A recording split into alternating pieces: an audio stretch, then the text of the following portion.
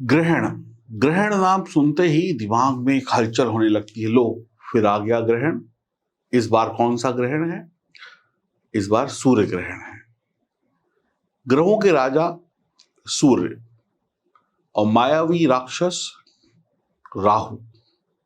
राहु जो है पहले राक्षस थे, बाद में अमृत पीकर देवता बन गए, लेकिन उनके जो गुण रहे ना वो वैसे ही रहे, राक्षसों वाले। तो सूर्य ग्रहों के राजा हैं और राहु जो है मायावी ग्रह हैं, और राहु और केतु दोनों ग्रहण लगाते हैं सूर्य और चंद्र पर। और 20 तारीख को 20 अप्रैल को पड़ रहा है सूर्य ग्रहण। मैं एस्ट्रोलॉजर सचिन स्वागत और अभिनंदन करता हूं अपने सभी प्रिय दर्शकों का। सूर्य ग्रहण शुभ भी होता है और अशुभ भी होता है। ग्रहों के राजा सूर्य अप्रैल 2023 पे अपनी उच्च राशि मेष में चले जाएंगे, जहां पर राहु के साथ सूर्य ग्रहण को बनाएंगे। मेष में सूर्य उच्च के होते हैं और सूर्य का उच्च राशि में जाना शुभ परिणाम देता है सभी राशियों को, और अशुभ होता है ग्रहण दोष। तो एक चीज शुभ हुई, एक चीज अशुभ हो गई। 14 अप्रैल को सूर्य ने मेष राशि में प्रवेश किया। 20 अप्रैल 2023 को सूर्य ग्रहण हुआ मेष राशि में। तो प्रभाव क्या पड़ेगा हमारे और आपके ऊपर, यानी हमारी और आपकी राशि पर? सूर्य देव जो है वो सभी ग्रहों की शक्ति है। सभी ग्रह जो है सूर्य से प्रकाशमान है। तो आप ये समझ लीजिए, जब ग्रहण पड़ता है, जब राजा ही कमजोर हो गया तो प्रजा तो अपने आप कमजोर हो जाएगी। सूर्य राजा हैं, बाकी ग्रह उनके मंत्री हैं, चेले हैं, चपाटे हैं, तो यानी वो भी कमजोर हो जाएंगे। तो सभी ग्रहों के शुभ प्रभावों में थोड़ी सी कमी देखने को मिलती है। ग्रहण 20 अप्रैल को पड़ेगा सुबह 7 बजे से, भारतीय टाइम के अनुसार देखें तो सुबह 7 बजे लगभग से 12:30 तक होगा। अब भारत में ग्रहण नहीं पड़ रहा है, चाहे आप दिल्ली में रहते हो, चाहे जम्मू में हो या कश्मीर में हो, चाहे आप बंबई में हो, भारत में ये ग्रहण नहीं दिखाई पड़ेगा। तो भारत में सूतक भी नहीं लगेगा। तो सूतक के प्रभावों से आप मुक्त हैं। सूतक का मतलब होता है मंदिर में छूना नहीं, ये सब करना। लेकिन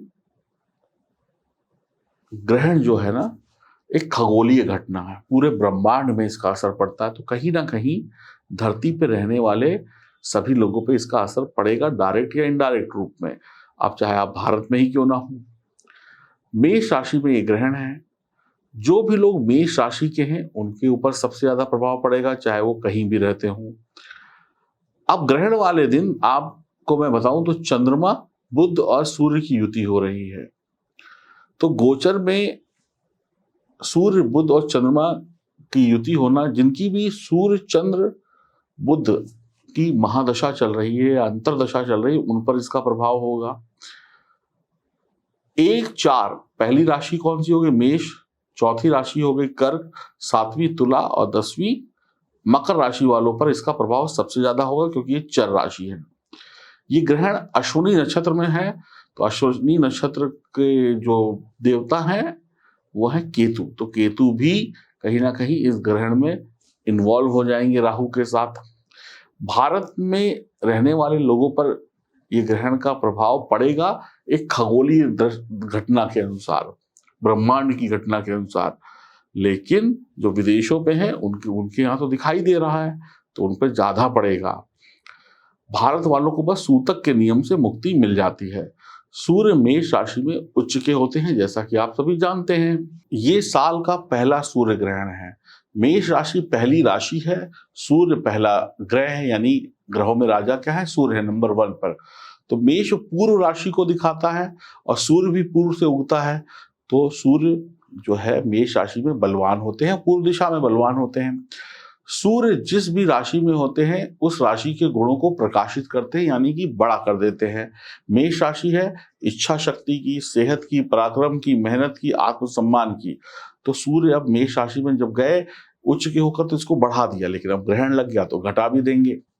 समस्याएं क्या होंगी आपके साथ? सूर्य चंद्रमा जो है यही दोनों ग्रहों के प्रभावों से अन्य ग्रह आपकी कुंडली में राजयोग बनाते हैं। तो आपकी कुंडली में जो भी राजयोग बन रहा होगा अगले 1 महीने तक उनके शुभ परिणामों में कमी आ जाएगी। ठीक है, तो कुंडली में जो भी राजयोग है, जो भी शुभ योग है, उनमें कमी आएगी। सूर्य ग्रहण का असर वैसे महीना भर माना जाता है, लेकिन फिर भी 15 दिनों तक इसका असर हमारे जीवन पर पड़ता है।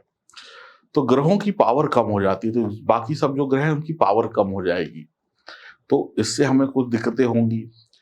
गुरु जो हैं, देवगुरु बृहस्पति जो हैं, वो हमें ग्रहण दोष से बचा सकते हैं, लेकिन दिक्कत यह है कि गुरु इस समय पर मीन राशि में अस्त हैं और पाप कर्तरी योग बना रहे हैं, तो गुरु की हालत खुद खराब है, यानी कि गुरु भी अब आपकी बहुत ज्यादा रक्षा नहीं कर पाएंगे।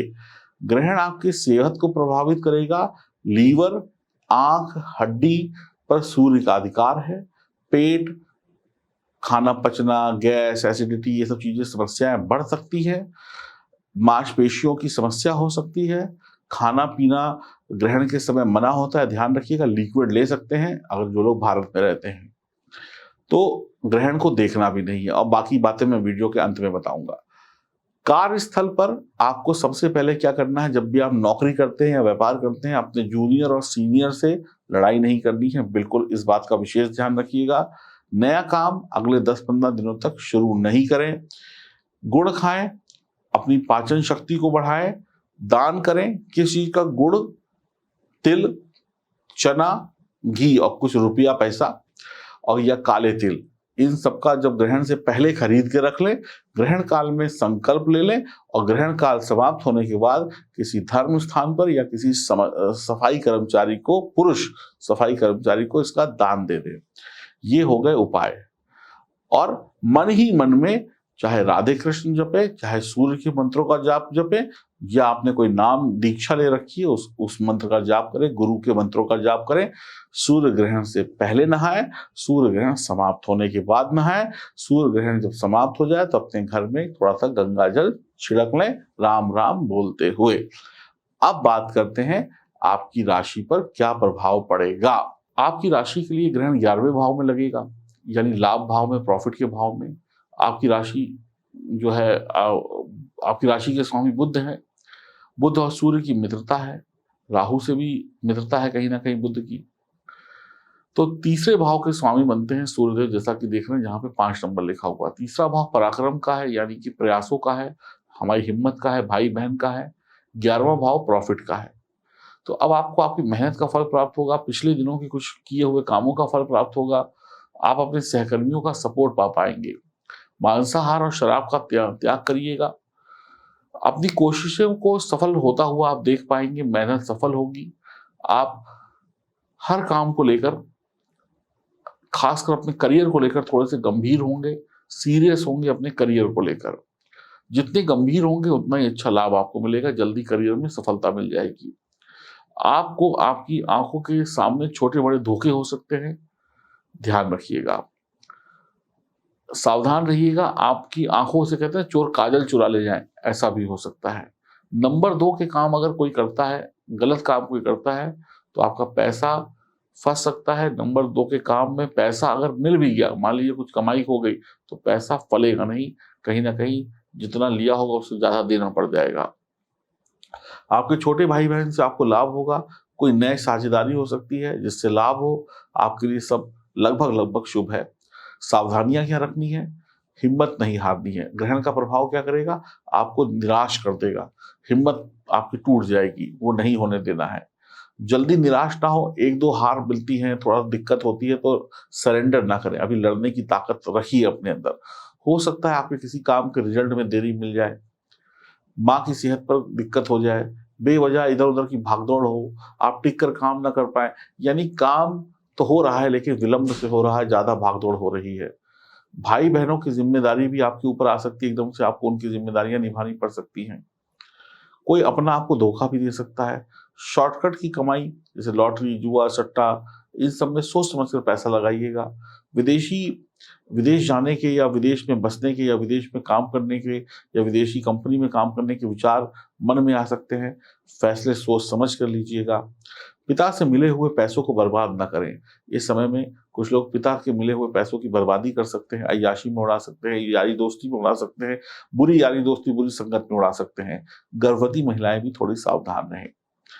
अब बात करते हैं कि ग्रहण काल के दौरान हमें क्या सावधानी रखनी है, क्या चीज़ें हमें और अच्छे से पालन करनी है, और जो वीडियो के शुरुआत में उपाय बताए हैं उनको तो करना ही करना है।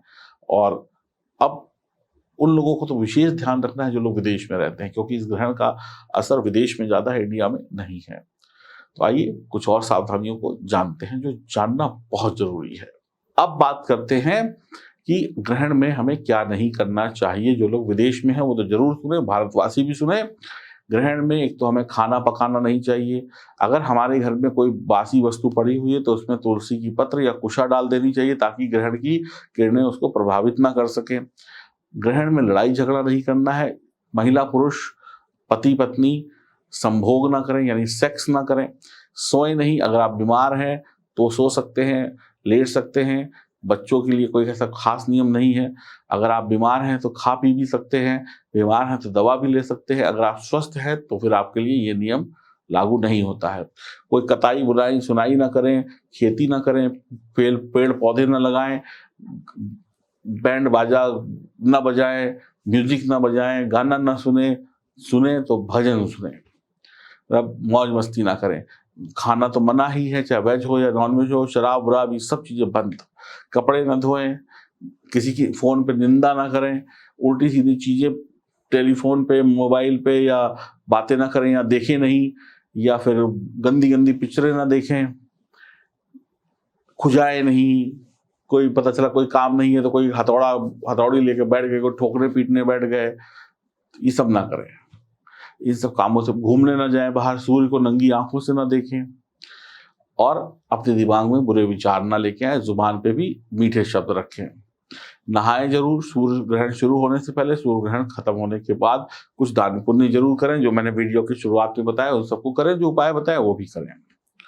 लड़ाई झगड़ा ये सबसे बचना है। सिलाई कुताई बुनाई रोटी पकाई ये सब बंद जब तक सूर्य ग्रहण है। कोई मंत्र सिद्ध करना चाहते हैं तो अपने योग शिक्षक के निर्देशों के अनुसार किसी मंत्र की सिद्धि आप कर सकते हैं। तो ये छोटी छोटी बातें हैं जो आपको माननी चाहिए। और अगर आपको घर से बाहर निकलना भी है तो सूरज को ना देखें। कुछ जैसे गर्भवती महिला है, कोई डॉक्टरी की इमरजेंसी पड़ गई या कुछ है तो थोड़ा ढक के निकले, अपने पेट वेट पे कपड़ा डाल के, शरीर पे कपड़ा डाल के निकले। एकदम ऐसे नहीं कि भागते हुए चले गए कम कपड़ों में। फैशन है, एक दो दिन जब तक ग्रहण है परहेज कर लीजिएगा, अपना ढक के जाइएगा। बस यही, पानी ना पिए, खाएं ना, भगवान की भक्ति करें, और भगवान सूर्य को, आपकी भक्ति से सूर्य को बल मिलेगा और जल्दी राहु केतु के प्रभाव से छूट जाएंगे और फिर आपके लिए भला ही भला करेंगे। तो यही सब छोटे छोटे से उपाय, इन सबको करें, आपको आनंद की प्राप्ति होगी। अगर आप अपनी जन्म कुंडली दिखाना चाहते हैं, कोई पूजा पाठ कराना चाहते हैं, हमसे मिलना चाहते हैं, मेरे से बात करना चाहते हैं, टेलीफोनिक कंसल्टेशन चाहते हैं, फेस टू फेस मिलना चाहते हैं, तो आप हमसे संपर्क कर सकते हैं दिए गए नंबरों पे। हरिओम, नमस्कार।